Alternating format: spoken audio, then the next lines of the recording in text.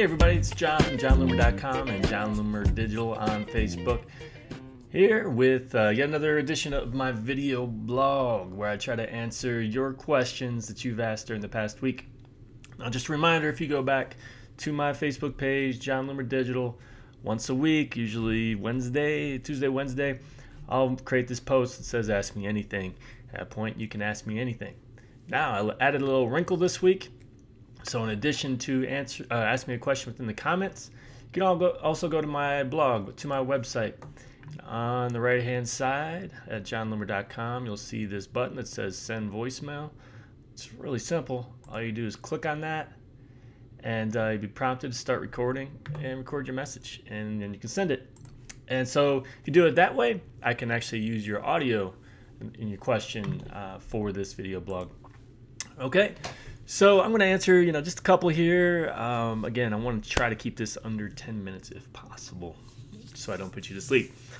All right, Bob, I'm going to answer you really quickly here. Bob, graph search is interesting, but I'm not that impressed. Have you been through it methodically? Am I missing something? Bob, I haven't been through it methodically because Facebook still hasn't given it to me.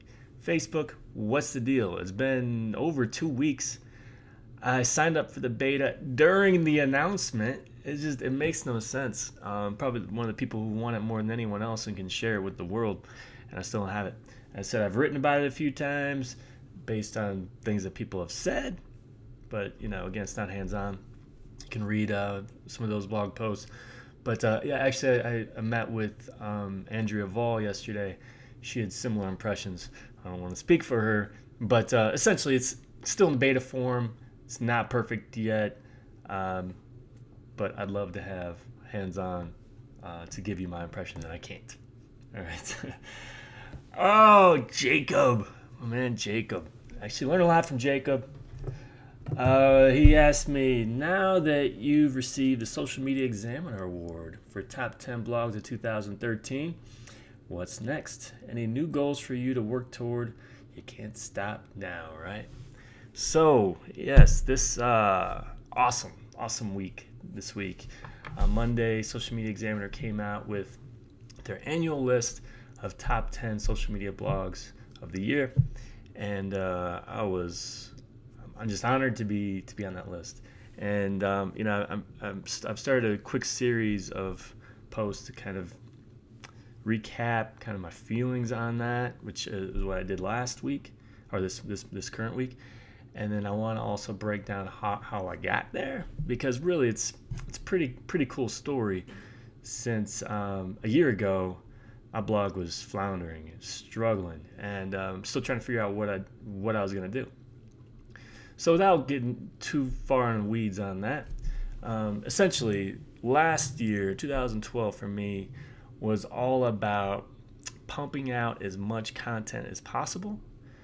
And getting seen, getting known, establishing my name, and selling. I say selling, being involved in some affiliate arrangements, selling for other people, basically tools I use, people I trust, that kind of stuff. Getting involved in selling my own products, which I did at the very end of the year, starting in October. And really, those are the main things. And starting to network with important people, which is something I did as well. So 2013, definitely not stopping now, is changing a little bit because I want to shift my focus. And you've probably already noticed that. And it's part of the reason why I've started this video blog. I want to write a little bit less. Okay. So every Wednesday, I'm having a guest post, someone who will appear on here to provide their perspective. Every Thursday will be my video blog. Friday will be my podcast, and in most cases, I'm going to try to actually interview somebody for those podcasts.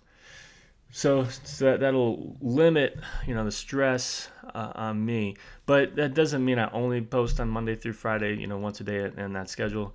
For example, today I also posted a quick hit on the fact that the minimum for number of likes to create an offer and actually promote a post as well has been dropped to 100. But that was nice and quick.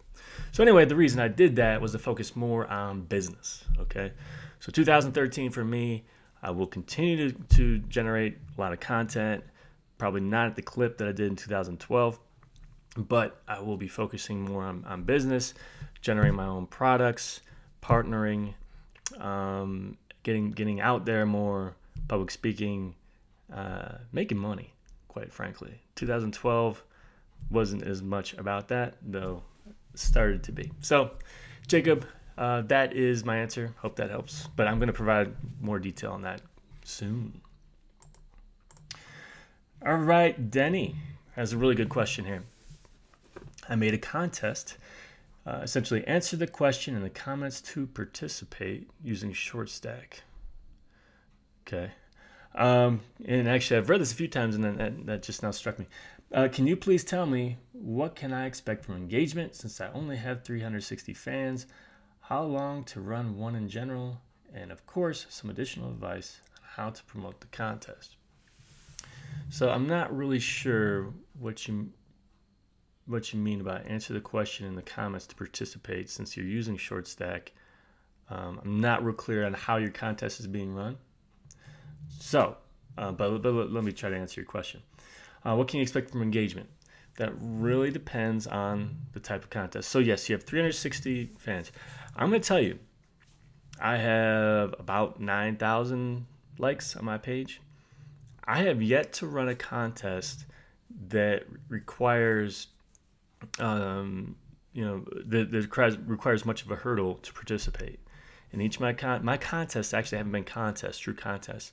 They've been sweepstakes where I'm giving something away, and all you need to do is provide your email address and your name and maybe some very small details like, what's your Facebook page or something if it's relevant to my giveaway.